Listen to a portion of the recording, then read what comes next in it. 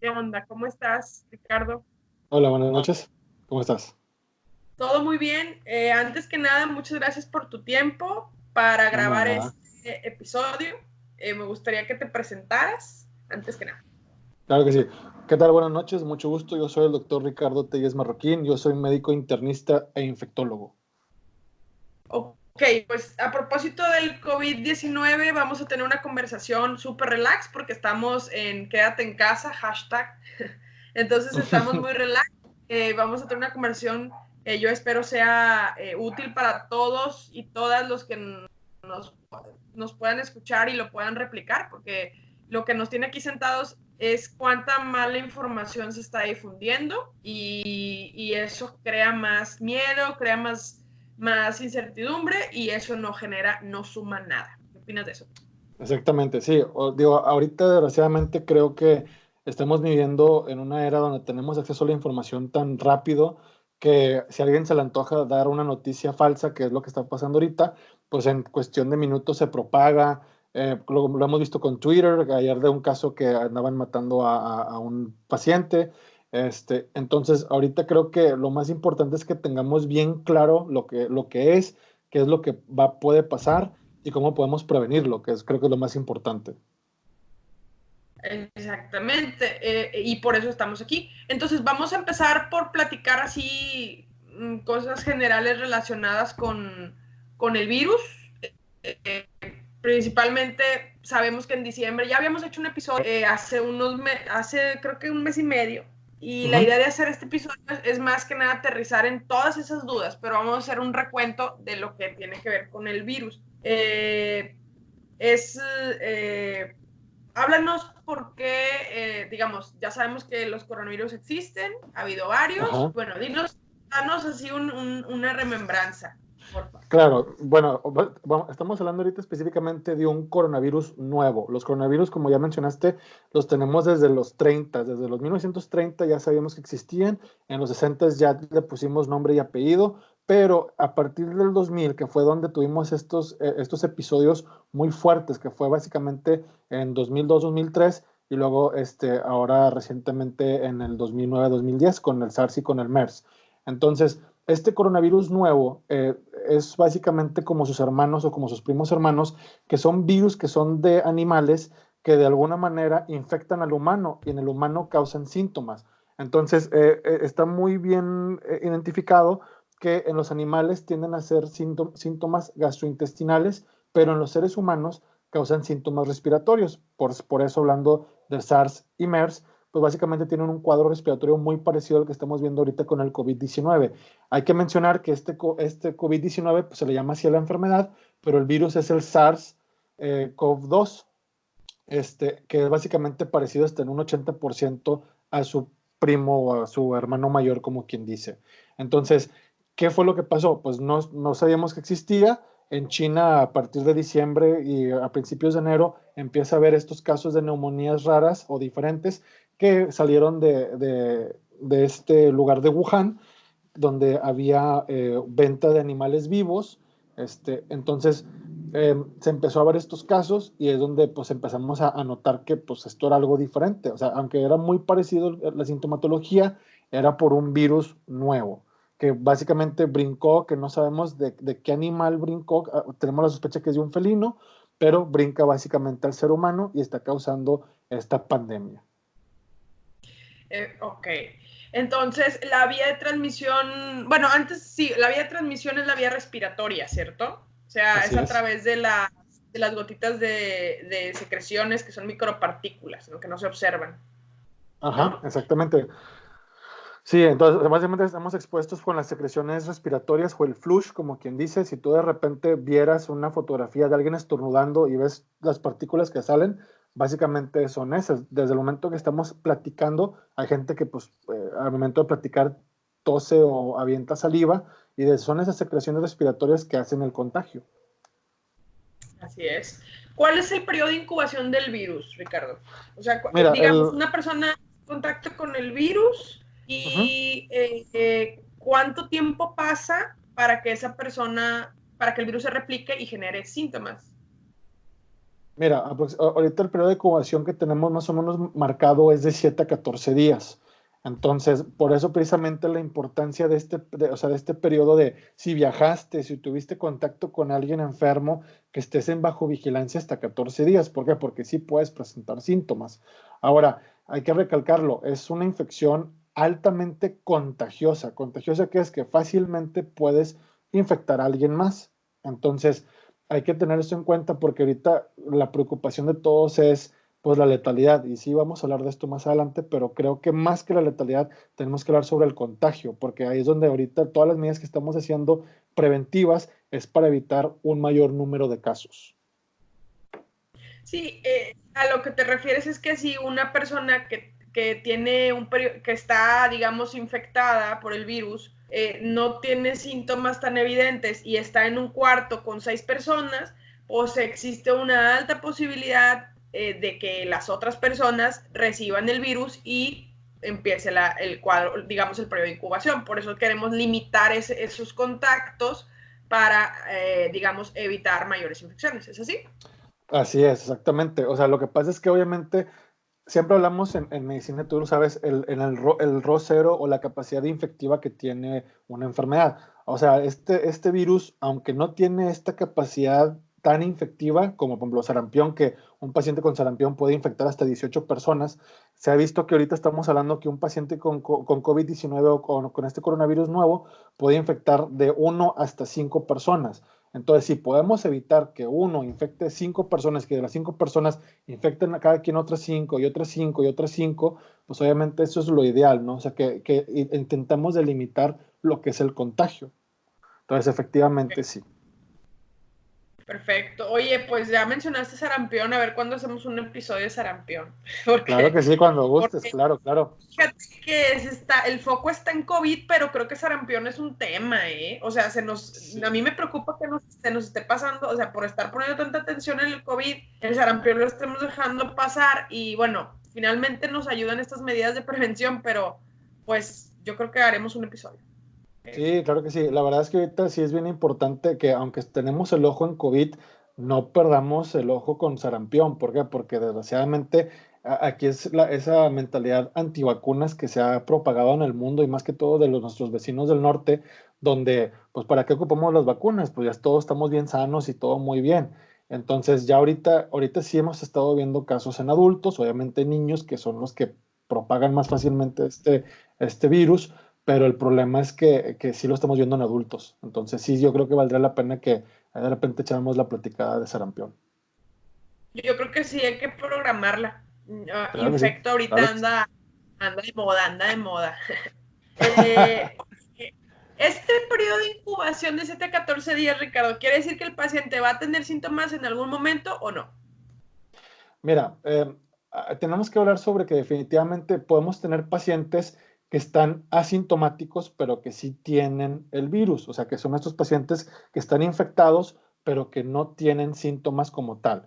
Entonces, esa es la parte preocupante, porque sí hemos visto personas que tienen el virus, pero que ellos aparentemente, pues no fiebre, no dolor de cabeza, no dolor de garganta, ni nada, pero conviven con otras personas y lo están traspasando, o sea, están infectando a las demás personas. Entonces, las medidas de higiene que estamos teniendo ahorita y este aislamiento social de vacaciones forzadas, por ponerlo de una manera, es precisamente para intentar de evitar que estas personas que están infectadas y que no presentan síntomas, pues no sigan contagiando a más personas, que eso es lo que creo que todavía no tenemos como que la idea muy clara del por qué estamos haciendo todo esto. Entonces, Así sí, es. porque entonces, Dime, dime, por dime. ejemplo, sí, lo que pasa es que quería comentar algo porque sí luego pasa, porque luego dicen, es que los niños, por ejemplo, algo interesante que estamos viendo con COVID es que los niños les va muy bien, o sea, los niños no están teniendo casi ningún problema. Si ha habido uno que otro caso de muerte ha sido porque han sido pacientes que tenían algún proceso oncológico o hematológico y no como tal. Entonces, los niños no son una población que nos preocupe. La cosa es que sí nos van a preocupar porque ellos pueden transmitirlo, ¿sí? Entonces, como ya lo hemos visto con neumococo, y pues tú sabes, experta en neumococo, que los niños son los que infectan a los abuelitos y ahí es donde pues tenemos esa transmisión. Entonces, tenemos que cuidar a los niños también porque ellos son un foco muy fácil para los adultos mayores. que es como que el foco o el personal, o sea, el grupo de personas que más tenemos que tener cuidado. Sí, esa era la siguiente pregunta. Antes de pasar a los grupos de riesgo, me gustaría saber, ¿hay cierto porcentaje, ya sabemos qué porcentaje de personas infectadas con COVID pueden cursar sin síntomas, es decir, sin ningún síntoma específico, sin hacer, digamos, nada que les llame la atención? ¿Sabemos más o menos? Híjole, desgraciadamente no tenemos un número exacto. ¿Por qué? Porque ahorita todavía estamos en este proceso de aprendizaje. O sea, toda la información que tenemos, o por decirte, el 90% de la información es de China, porque pues es donde fue el epicentro y donde estamos aprendiendo todo esto. Precisamente esto de los niños fue porque se vio que había niños que sin síntomas ni nada, pero al momento de hacerle una radiografía tenían alteraciones radiológicas y esos eran los que se sospechaba que eran los que estaban infectando a los adultos. Entonces, ahorita todavía estamos en este proceso o en esta curva de aprendizaje, entonces no tenemos un número exacto. Por eso estamos teniendo todas esas precauciones para intentar de evitar esto. Claro, eso que mencionas creo que es relevante mencionarlo. Todo lo que se sabe del COVID-19 no está, digamos, demostrado a través de la investigación. O sea, todos son observaciones y comparaciones que se están haciendo en función de lo que se está viendo. Entonces, ¿dónde han visto más pacientes? Pues en China. Entonces, todo esto que sabemos, lo sabemos en la marcha. Y por eso estamos haciendo otro episodio, porque pues lo que en algún momento comentamos tal vez no es todavía o no es igual o ha cambiado. Entonces, por eso hay aquí con COVID-19 no hay respuestas todavía. Algunas preguntas todavía no tienen una respuesta que vaya a ser siempre la misma. O sea, van cambiando las cosas. Pero lo que sí es algo importante es que la gran ventaja que tenemos como continente es que vamos a poder, o bueno, como país, es que si sabemos, podemos aprender de lo que pasó en China y lo que está pasando en Europa. Y por eso nos están recomendando que hagamos. Exactamente. Estamos aprendiendo de los errores de los demás y también de los aciertos que han hecho los demás. Entonces, se ha visto que si hacemos este aislamiento, podemos bajar exponencialmente el número de contagios. Por eso reiterar que por favor intenten de mantener la distancia, de hacer este aislamiento social, de estas vacaciones forzadas, de este home office. No es un periodo de vacaciones adelantado solamente porque sí, sino estamos intentando de proteger a todos, en general a todos y al mayor número de población que se puede. Así es. Volveremos a ese punto ahorita, pero ¿cuáles son los síntomas generales? O sea, los síntomas que se han mencionado es la fiebre, la tos y el dolor de garganta. Y el dolor de garganta, así es. Sí, estos son básicamente, o sea, estos son los 3 síntomas cardinales, que es fiebre, dolor de garganta y tos. Sin embargo, y estamos hablando que estos 3 van a estar de un 85 a 90% de los pacientes, pero no siempre van a estar los 3 juntos. Va a haber uno que tenga fiebre y tos, el otro tenga fiebre y dolor de garganta. Sí hay un número de pacientes que van a tener rinorrea o que van a tener moco, o sea, que van a tener secreción nasal, pero solamente se ha visto que hasta un 15 o 20%. Por eso el decir o el compararlo con un cuadro gripal, pues tampoco estamos tan alejados, ¿verdad? Tampoco podemos decir que no hay, pero no es lo más común. Ok. Entonces, básicamente pasaría como un resfriado, ¿verdad? Sí, exactamente. A ver, espérenme tantito, porque alguien por acá me está hablando. Ahí vengo.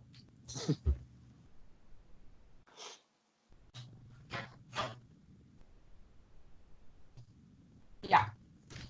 Entonces, bueno, hablábamos, oye, yo me pongo los audífonos y ni me los estoy usando, pero bueno, ok, entonces un cuadro gripal, fiebre, tos, dolor de garganta. Se parece mucho a una gripa, por eso también yo he escuchado hablar a muchas personas, y eso ahorita lo vamos a ver en los mitos, pero mucha gente dice, no, es que quieren o sea, hay mucho coronavirus, pero lo están diagnosticando como influenza. Bueno, yo creo que no es necesariamente así. El punto es que se parecen bastante. O sea, el cuadro clínico es prácticamente entonces. Y bueno, algo que también es importante tomar en cuenta es que estadísticamente, epidemiológicamente es más frecuente la influenza en nuestro medio.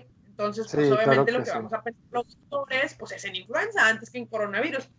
Entonces, pues esa es una cosa que hay que recordar. ¿Por qué hablamos de las poblaciones de riesgo? Los adultos Ujú, mayores son una población de riesgo. Nuevamente, hablando en cuanto a observaciones de lo que se ha visto, las personas ujú. con mayor número de edad, bueno, número de años vividos y con mayores enfermedades son las que tienen mayores riesgo, ¿verdad? Así es. Eh, Em, Eso ha sido... Ajá, dime.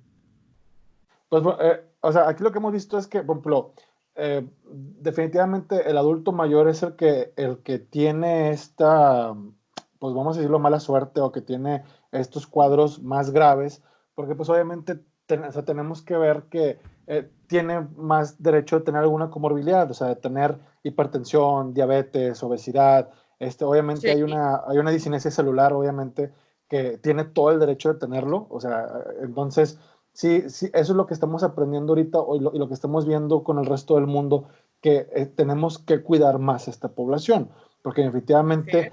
esos pacientes son los que pues, van a terminar con un ventilador, que van a estar con ventilación mecánica por mucho tiempo, que a lo mejor va a ser difícil destetarlos de la ventilación mecánica. Entonces, por eso, más que todo, todas estas medidas importantes de prevención. O sea, el adulto joven, aunque se vaya a infectar, muy probablemente vaya a pasar por un curso leve a moderado, pero el que va a tener del moderado a severo va a ser el adulto mayor. Entonces, por eso, esta campaña de intentar que pues, vamos a ayudar a nuestro vecino, vamos a intentar de proteger a nuestros adultos mayores, vamos a intentar de no exponerlos, que los abuelitos no cuiden a los nietos, que desgraciadamente sabemos que socialmente pues, pasa muy frecuentemente en México ese medio abuso de los papás y de los abuelitos. Entonces, sí tenemos que como que tomarlo en cuenta, ¿no? Claro. Sí, bueno, quedaría ahí para el tema de otro episodio, ver si sería abuso o actividad recreacional para los abuelos, el cuidar a los nietos, pero el punto es que sí, sí es algo importante. Los adultos mayores de 60 años con mayor, o una persona con mayor número de enfermedades, tiene muchísimo más riesgo, por lo que Ricardo ya comentó, de ahí la importancia otra vez de limitar los contactos. Entonces, me gustaría que platicáramos también un poco sobre qué es lo que se está, lo que se está generando tengo por aquí un apunte que hice Uh en -huh. cuanto a los tratamientos. Hablábamos de que los tratamientos, digamos, pues como es algo nuevo, no va a aplicar el mismo tratamiento para todos los virus, ¿no? Entonces, ¿qué nos puedes decir sobre eso? Pues mira, ahorita como mencionábamos, estamos todavía sobre la marcha y aprendiendo. Ahorita básicamente no tenemos, como pasó con influenza, que decir influenza es igual a oseltamivir, todavía no tenemos como que un medicamento asociado. Ahorita se empezó que medidas de soporte y luego se empezó una corte de altas dosis de esteroides, pero luego vieron que obviamente esas dosis altas de esteroides también había un poco de inmunosupresión y sobreinfección bacteriana, etcétera, etcétera. Ahorita, algo que sí se ha visto a nivel internacional y que estamos intentando de ver cómo continúa es el uso de cloroquina, hidroxicloroquina, que sabemos que son estos medicamentos antirreumatológicos, antimaláricos. El uso del lopinavir, ritonavir, que son medicamentos antirretrovirales que son para VIH específicamente. Y hay dos drogas experimentales, que en este momento es el Remdesivir, que todavía estamos en fases de ver cómo funciona, porque desgraciadamente pues no tenemos una corte grande de pacientes como para decir, bueno, se usó en 1000 pacientes y los 1000 pacientes tuvimos que el 99% funcionó. Entonces estamos sobre la marcha de grupos pequeños, desde 10, 15, 20 pacientes, donde, bueno, es Así que yo es. utilicé esteroide y a mí sí me funcionó, pero tuve este efecto adverso. O usted el lopinavir, ritonavir y sí me funcionó. Entonces, ahorita todavía estamos en ese punto donde hay sugerencias a nivel internacional que, por ejemplo, los casos graves se aplique hidroxicloroquina con lopinavir, ritonavir. Aún así, todos en general son medidas de soporte, pero más que todo, todavía estamos en ese punto donde no podemos decir COVID-19 es igual a este antiviral. Desgraciadamente Eso todavía es no. Así es muy importante porque todo lo que se hace es en base, como dijimos al principio, a observaciones de los grupos de China principalmente y pues obviamente ahora vamos a tener mucha información de las observaciones en Europa. pero a final de cuentas son eso, observaciones, no son casos controlados, entonces, ensayos controlados, entonces que hay que tomarlo a reserva. Por supuesto que, bueno, todo esto ya queda en el rigor y en el criterio de los clínicos que estén atendiendo al paciente. Nosotros como pacientes, pues no podemos estar tomando decisiones de tomar antivirales, porque pues ese no es el punto, ¿verdad? Si estamos sospechando de alguna condición de este tipo. La mayor complicación en COVID-19 sería la neumonía grave. ¿Cuál sería un caso grave? ¿Una neumonía que requiere intubación? Un SIRA, sí, o sea, la insuficiencia respiratoria aguda, es un síndrome respiratorio agudo. Sí, en cuanto a la neumonía, pues sí hemos visto que estos pacientes, hay pacientes jóvenes que cursan con neumonías y que salen adelante, pero más que todo pues, en el adulto mayor sería esta insuficiencia respiratoria aguda que eventualmente va a comprometer y que va a requerir ventilación mecánica e intubación y pues va a estar en un periodo prolongado hospitalario. Ok. Ahorita sabemos que donde empezó todo fue en China, pero ¿cómo está la situación ahorita epidemiológicamente? Pasó de China, los casos ahorita, lo que estaba yo revisando hace rato es que está China como primer lugar y en segundo lugar está Italia, ¿no? Italia como segundo lugar en cuanto al número de casos, número de muertes, ¿no? También. Y en base a estos datos se saca la letalidad, que sería la mortalidad del virus, ¿no? ¿Nos puedes hablar un poco sobre eso? Sí, claro que sí. Pues bueno, ahorita en cuanto a número de casos, ahorita tenemos definitivamente un caso total de 181.584 casos, ahorita actualizado ahorita hace menos de 5 minutos. De esos casos, sí tenemos que decir que hay una recuperación, porque creo que eso es lo que no hablan en los medios. De esos 181.600, ya van básicamente 79.000 casos que se han recuperado. Pero las muertes, pues obviamente que es lo interesante o lo que todo el mundo quiere saber, pues van 7.138 muertes. Ahorita los que tienen el mayor índice de muertes es China con 3.111 y luego sigue Italia con 2.158 casos. Entonces ahorita, y luego posiblemente sigue Irán, luego España, luego Francia y luego ya lo que es Corea del Sur. Entonces ahorita pues todo lo que estamos observando es básicamente estos manejos, estamos aprendiendo y estamos observando cómo están haciendo las cosas. Sí hay que recalcar que ahorita China está reportando menos casos diarios que como originalmente pasó hace unas semanas. O sea, básicamente ellos ya pudieron declarar que ya lo tienen más controlado. Y ahorita lo que está pasando es que hay un descontrol o hay esta exponencial de casos en lo que es Europa, específicamente en lo que es Italia. Sí, me llama la atención que el número de casos o el número de pacientes fallecidos en Italia casi igual al de China, ¿no? Más o menos. Sí, sí, porque desgraciadamente también hubo esta política de aislamiento y no se cumplió. Ok, entonces el repunte fue bastante alto. Sí, sí, desgraciadamente por eso estamos intentando de aprender y pues obviamente aprender de los errores y no hacer lo mismo, per se. Exacto, en aprender de la experiencia de ellos.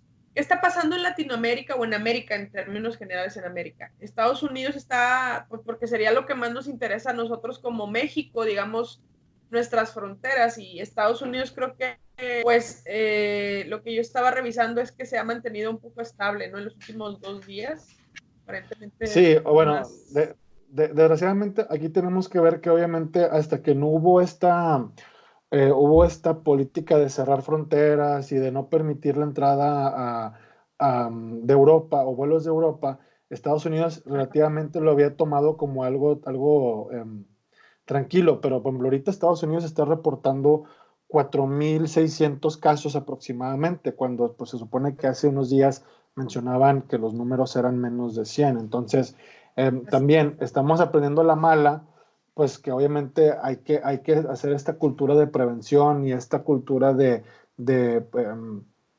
pues primero cuidarnos, o sea, cuidar obviamente tu país y cuidar a tu gente. Y fue muy criticado esto de cerrar fronteras, pero pues desgraciadamente creo que fue una medida, pues básicamente como que a su brazo torcer, porque no había más que hacer y ahorita todavía estamos esperando que vaya a haber más casos, definitivamente. Claro. Deteniéndonos un poco en lo que pasó con las fronteras, ¿quién cerró primero las fronteras? China, ¿no? Sí, China. En su momento. Okay. Después de China fue Corea, ¿no? Corea también cerró sus fronteras, Sí, Corea del Norte, si sí, mal no recuerdo.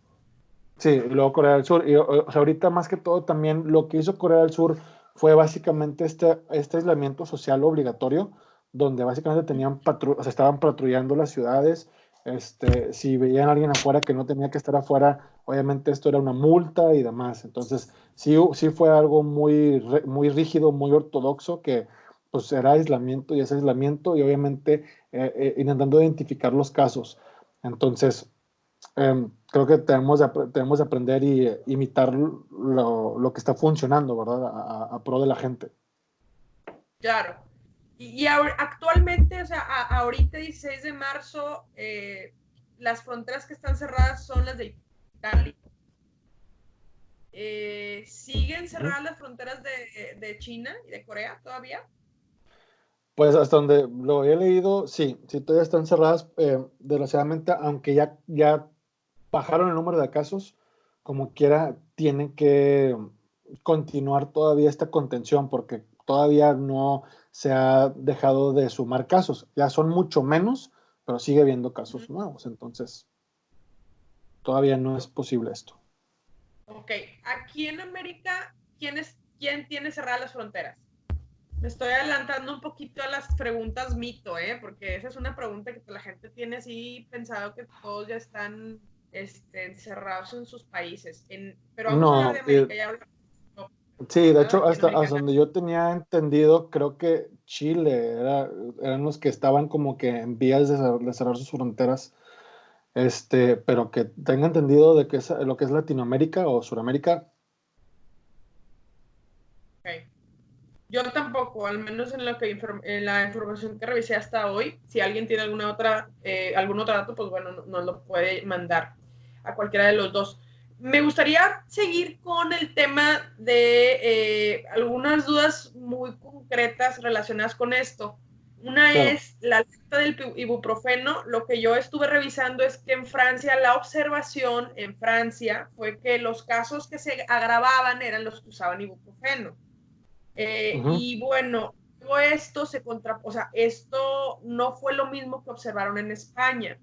Así Y es, así es. ahorita, al día de hoy, 16 de marzo, no hay una postura, porque nuevamente, estos son observaciones, ¿verdad? Sí, No sí, lo podemos, que, no antes perdón, lo que estoy viendo que está pasando es que estamos satanizando.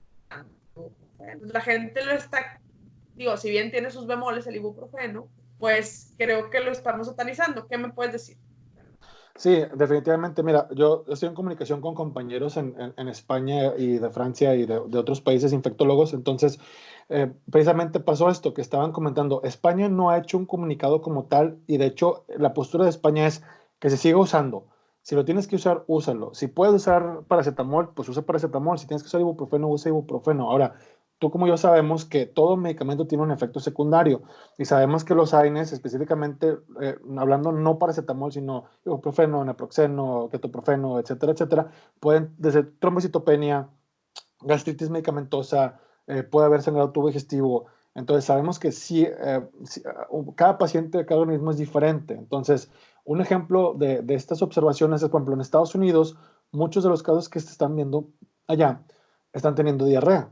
Entonces, cosa que no había pasado con los europeos. Entonces, eso es algo que también vamos a tener que tomar en cuenta de cómo se comporta el virus en cada país. Entonces, por ejemplo, nadie había reportado que diarrea era un síntoma común y los gringos sí están publicando esto o lo están comentando. Entonces, vamos a tener que seguir viendo, pero mínimo en cuanto a hasta ahorita comunicados oficiales como tal, no se ha restringido el uso de ibuprofeno. Ahorita, como mencionamos, son casos, el tratamiento es sintomático y habrá personas que van a responder bien al ibuprofeno, habrá gente que responderá bien al paracetamol, pero no hay una contraindicación clara, objetiva ahorita, no. Ok. Tomando en cuenta lo que hablábamos ahorita de la letalidad y de que cuáles son los pacientes que tienen mayor riesgo de complicarse, es decir, de hacer una neumonía que requiera apoyo ventilatorio, sí me interesa mucho que nos digas el tratamiento general de esto. General, pues es como una gripa de soporte, ¿no? Ajá. Bueno, o sea, los pacientes que van a tener estos casos leves, vamos a estarles dando, o sea, lo que es tratamiento sintomático. Esto es cualquier AINE que sea de la preferencia del doctor, y más que todo la vigilancia de los síntomas, ¿sí? Eh, ¿Cuál es el síntoma pivote que me va a decir este paciente se me puede complicar a corto plazo? La dificultad respiratoria o la disnea. Si tenemos pacientes con dificultad respiratoria o con disnea y que nos desaturan, ese paciente es, mándalo al hospital, que es el que se va a complicar a corto plazo. Pero Claro, básicamente es tratamiento sintomático. así es. La baja saturación, la falta de disnea y la baja oxigenación, eso creo que serían dos puntos que sí se ha observado que son pacientes que pueden evolucionar hacia la insuficiencia respiratoria. Ok, oye, relacionado con lo que también está ahorita en boca de muchos, y lo que a mí me preocupa es que se tome una conducta solamente por observaciones y luego se eche por la borda tratamientos controlados, es lo de los YECAS y los ARADOS. ¿Qué nos puedes decir sobre eso? ¿Qué has sabido y qué onda? Pues mira, ahorita, o sea, otra vez, la postura internacional todavía no es suficiente como para decir que sí ni que no. Obviamente ahorita la mayor postura es que se sigan utilizando. Si tenemos pacientes controlados con estos medicamentos que se siguen utilizando, no se están contraindicando en absoluto, pero sí se están satanizando. ¿Por qué? Porque pues se ha visto que el mecanismo desde el SARS que vimos en los 2000 y ahorita es el SARS-CoV-2, pues tienen básicamente en esta proteína que es el ECA. Entonces, el ECA2. Entonces, el pensamiento de que si le quitamos el medicamento vamos a hacer que el cuadro sea más leve o que si se lo dejamos va a empeorar, pues todavía estamos bajo la marcha. De hecho, los europeos ahorita son los que están intentando de publicar esto lo más rápido que se puede, los gringos también, pero hasta ahorita la revisión que hemos visto es que déjalo. Si lo estás utilizando y el paciente requiere este medicamento, continúalo vigílalos en observación. Todavía no hay una postura para quitarlo. Que hasta ahorita la balanza, te digo, hay un estudio que dice que no, que lo quitaron y que mejoraron. A lo mejor muy probablemente también es la evolución natural de la enfermedad y podría coincidir. Y el otro grupo es de, pues, ¿sabes qué? Lo seguimos utilizando y el paciente cursa igual. Entonces, todavía no tenemos una postura muy objetiva de decir no lo uses o sí lo uses. Ok, muy bien. Y bueno, las personas todavía tienen la duda, yo lo observo con mis compañeros, pero sí, o sea, en general con la gente que convivo, las personas tienen mucho la duda de que si no se estará exagerando con esta medida de quédate en casa, esta cuestión del distanciamiento social, estas 4 semanas de receso de Semana Santa, de suspensión de actividades académicas, como medida de contingencia relacionada a evitar una propagación del virus que se espera sea bastante alta. ¿Cómo podrías reforzar tú como experto, Ricardo, que esto pues es básicamente una medida muy razonable y sobre todo madura para poder aprender y evitar catástrofes?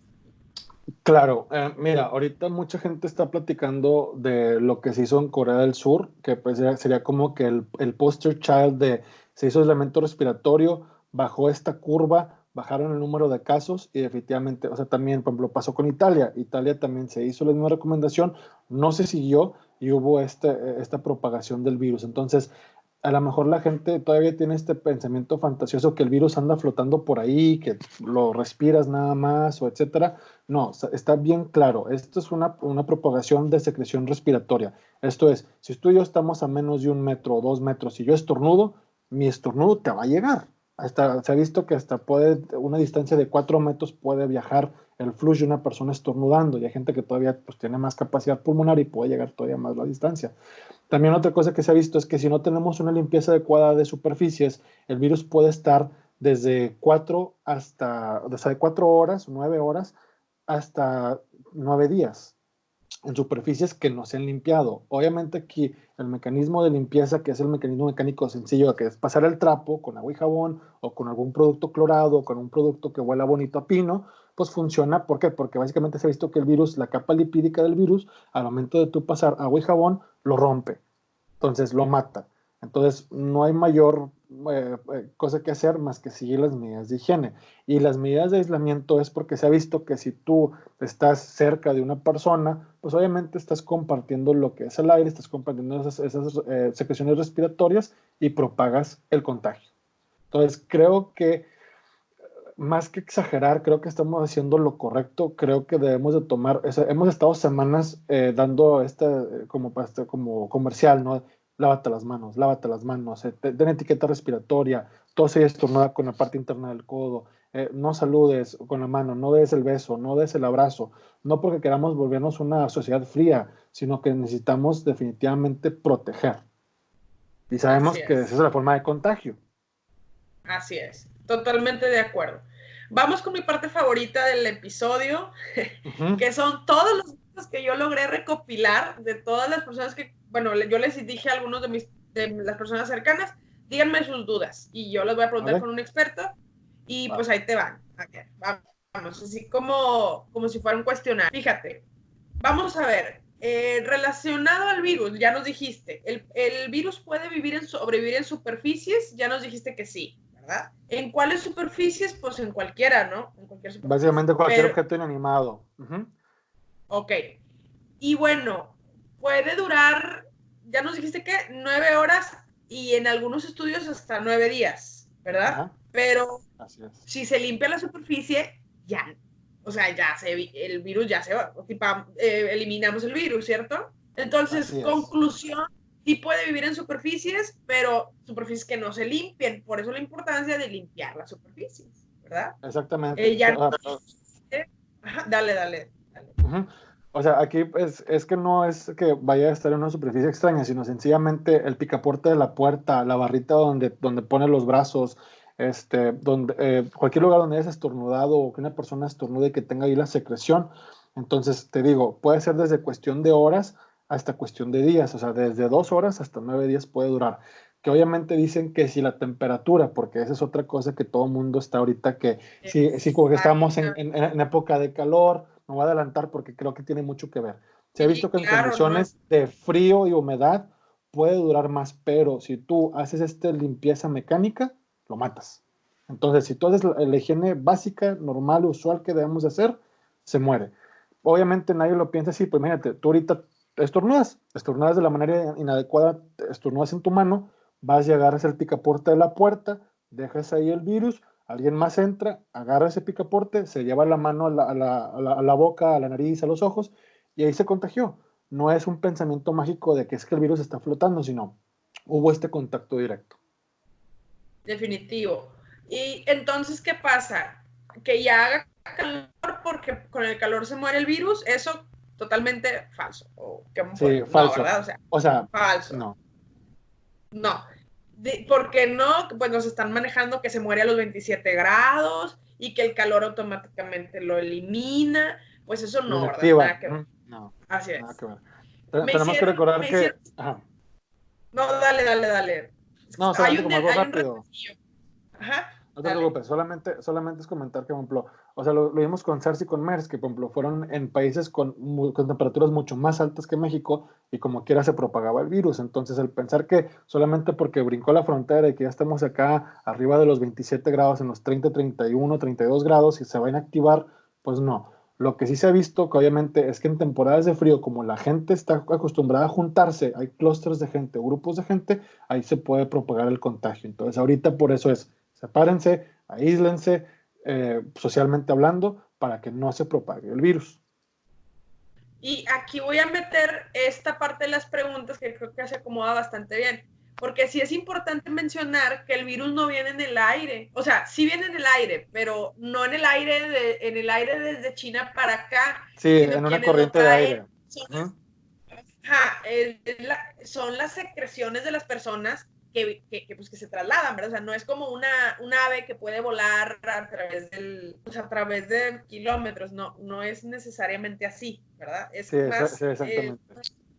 el de personas que viajan y que trasladan el virus sin síntomas, ¿verdad? Entonces, en esa parte de los viajes, me voy a adelantar yo, ¿qué sucede ahorita? O sea, quienes hayan viajado a los lugares de riesgo, como ya lo mencionamos, o sea, ¿qué nos puedes decir? Mejor dinos tú, porque yo, para yo qué, ¿verdad?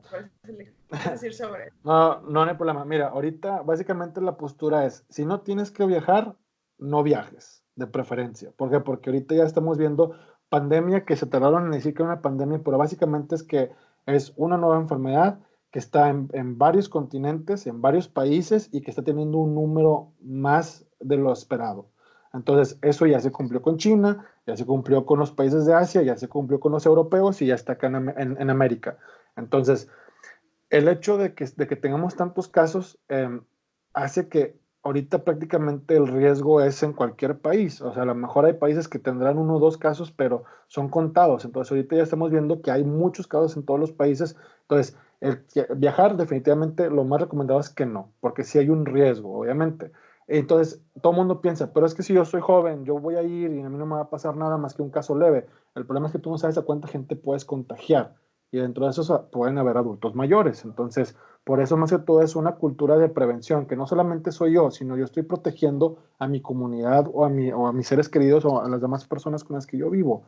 Este, si has viajado a uno de estos países, háblese China, Italia, Francia, Corea del Sur, Irán, Estados Unidos, hablando específicamente de Washington, em, Nueva o York. este es Nueva York, porque Nueva York también brincó exponencialmente en un fin de semana el número de casos. Entonces, si has estado en estos lugares, sí tienes un riesgo. Entonces, aquí no estamos hablando de que si eres un adulto joven, pues te vaya a ir mal. Muy probablemente vas a tener un caso leve y ya. La cosa es que tú vas a seguir propagando o contagiando a otras personas. Entonces, es una cultura de no contagiar a los demás.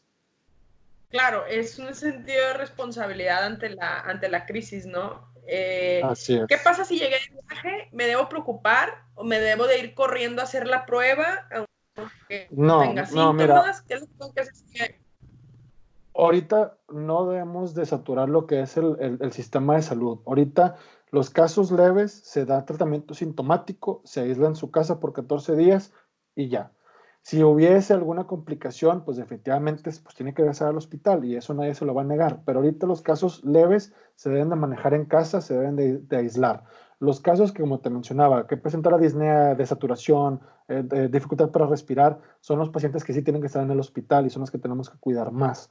Entonces, ahorita el problema es que todo el mundo está asustado gritando lobo, cuando pues pueden ser pacientes asintomáticos o pacientes que de plano no tienen ningún síntoma y que no están contagiados. Entonces sí tenemos que tener esta idea.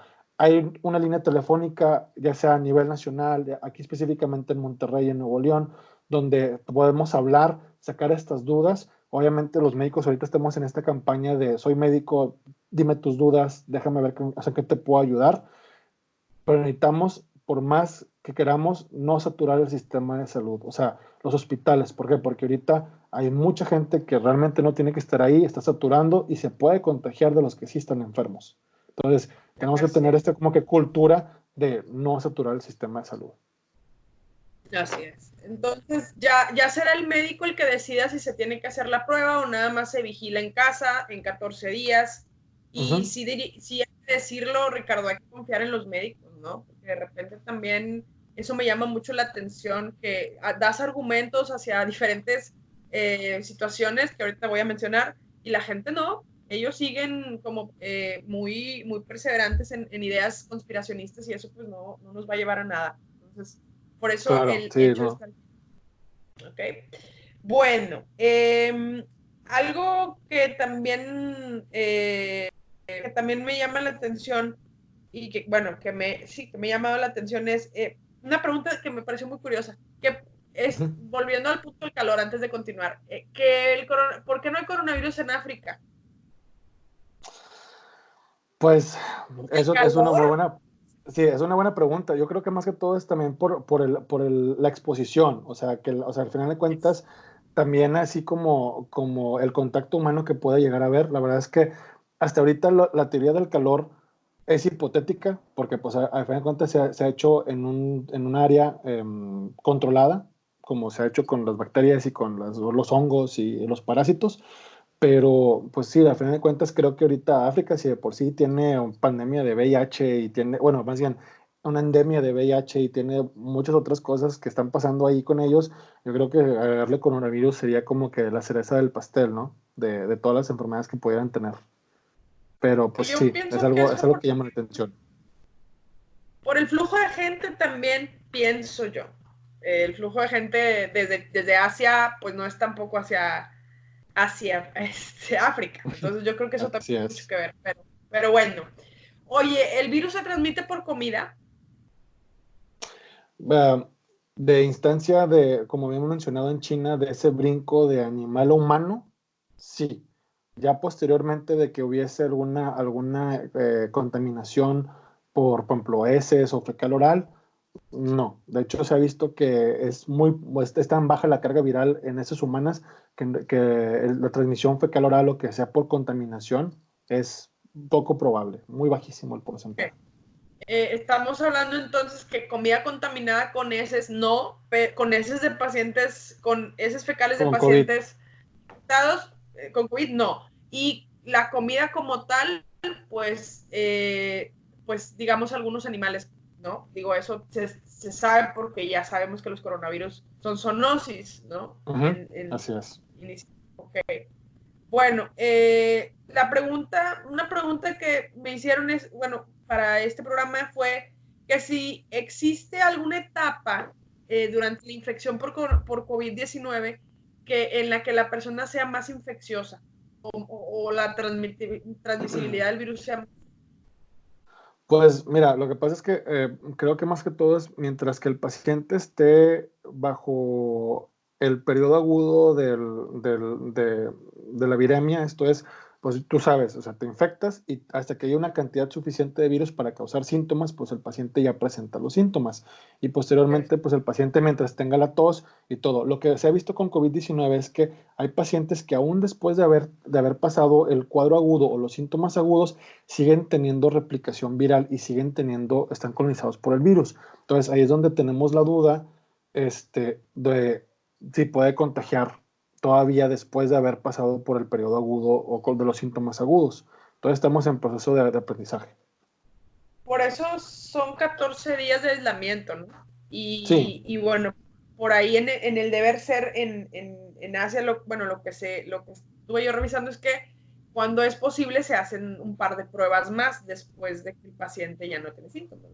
Pero sí. bueno, eso todavía no es una situación que estemos viviendo necesariamente. Bueno, sí, pero no sé si sea la práctica que estén realizando ahorita con los pacientes infectados, de hacer No, o doble, sea, doble. no, desgraciadamente ahorita no hay para poder hacerlo así, ¿verdad? ¿Qué más quisiéramos que tuviéramos el recurso? Pero ahorita pues estamos batallando porque precisamente tenemos que diagnosticar a estos pacientes. Por eso es importante que no todos, o sea, no nada más porque quiero estar tranquilo me haga la prueba. O sea, tenemos que tener los criterios de haber viajado, haber estado en contacto con alguien que tiene los síntomas o que tuvo COVID, y bueno, todo lo que ya se ha estado difundiendo. ¿Okay? Ujú. Bueno, ¿hay inmunidad cruzada con el H1N1? Porque esta también es otra cosa que la gente está empezando a argumentar. No, no, de hecho son virus diferentes y o sea, aquí sencillamente la petición de que estuviéramos vacunados es porque, como ejemplo, nosotros en nuestro país todavía estamos en época de influenza, de hecho todavía estamos viendo uno que otro paciente con influenza todavía en estos días, entonces el que estés vacunado pues ayuda para que los síntomas de influenza, tú sabes, sean más leves o que el cuadro sea más leve, pero el que estemos vacunados contra influenza no es que nos vaya a dar una protección sobre el COVID-19, sino más que todo pues sobre el cuadro de una influenza per se, entonces no tiene nada que ver. Bueno, ¿qué onda con en la prueba nuevamente? Ujú. Relacionado con la prueba es muy efectiva, es decir, hay falsos positivos, falsos negativos. Pues mira, hasta ahorita la sensibilidad de la prueba está en un 95%, entonces la verdad es que pues si sale positiva, pues no vamos a tener la duda. Sí podemos tener pacientes que tengan una prueba negativa, ¿por qué? Porque hemos visto que dependiendo de dónde se tome la prueba, si es un hisopado nasofaringeo, sigue siendo el más fidedigno y hay una mayor carga viral en lo que es la nasofaringe. Si se hace un orofaringeo, desgraciadamente va a ver que hasta 7 días después ya no vas a encontrar el virus ahí. En orina y sangre también queda la duda del tiempo. ¿Por qué? Porque se ha visto que en orina puede estar negativo y el paciente estar súper sintomático desde el principio. Y ese es hasta el Ok. cuarto o quinto día puedes tener ya una carga viral detectable. Ok. Oye, tomar bebidas calientes cada 15 minutos quita el virus. No, mito. No. Ok. Igual Hacer pensando enjuagues, en el principio de la temperatura. Ujú. okay. Hacer enjuagues bucales con vinagre y agua mata el virus. No, yo creo que o sea, a alguien se le ocurrió como un mecanismo de limpieza bucal o de higiene bucal, pero no. Ok. ¿El distanciamiento entre personas es de 1 o de 2 metros? Lo mínimo recomendado es de 1 metro, pero si se puede 2, mejor 2 metros. Ok. ¿Quién debe usar cubrebocas? Bien importante y bien puntual. Las personas que están enfermas deben de usar cubrebocas para intentar de no contagiar a los demás, identificarlos, personal de salud que está viendo a estos pacientes o algún cuidador de algún paciente con alguna infección respiratoria. La verdad es que se ha visto que el usar el cubrebocas diario o para salir a la calle, etcétera, no funciona. ¿Por qué? Porque a fin de cuentas es un mecanismo de barrera. Sin embargo, los poros que tiene el cubrebocas van a permitir la entrada de las partículas virales. Entonces, no, solamente en esos casos se debe usar. Ok. ¿Y qué cubrebocas debe usar esa persona? ¿El N95? El 95. Se ha visto que, o sea, si queremos hacer nada más una identificación o queremos hacer un bloqueo rápido, se usa la mascarilla quirúrgica normal o el cubrebocas convencional, pero en teoría debe ser el N95. En algunos lugares están luchando para decir que debe ser el N100, pero desgraciadamente son mucho más caros y ahorita pues vemos que hay un desabasto por compras de pánico con N95. Perfecto. Ok, pues creo que cubrimos todas las preguntas. ¿Ok? Lo que faltaba por preguntar era qué hacer si como médico tienes un caso, pues hay que canalizarlo hacia los números telefónicos que vamos a poner en la publicación. Muy bien. Pues nada, yo te agradezco muchísimo tu tiempo en esta Muchas gracias a ti. contingencia. Y pues vamos a ver qué tal nos resultó esta primera vez grabando la conversación de Skype. No, claro que sí. Y de antemano te agradezco, Cari. Yo sé que también estás muy ocupada, pero creo que esta es la labor como médicos que podemos hacer, que es compartir un poquito nuestras experiencias, nuestro conocimiento y también dar calma, porque ahorita creo que más que cualquier otra cosa es el pánico y es la mala información. Como yo he visto que tú publicas cosas, yo estoy dando también de publicar la información puntual, veraz, científica y lo que sí está comprobado, porque pues de yo decir, tómate este té y todo se va a solucionar, pues no es correcto y no vamos a ayudar a las personas. Estoy de acuerdo. Ahorita lo más importante es sumar esfuerzos. Te agradezco muchísimo esa disposición y esa disponibilidad para sumar esfuerzos en esto. Claro que Voy sí. a trabajar el video y el audio, te lo mando para que lo compartas y pues nada, muchísimas gracias. A ti, un abrazo. Saludos a todos. Buenas Abrazos, noches. bye bye. Nos Bye vemos, bye. bye, buenas noches. Bye.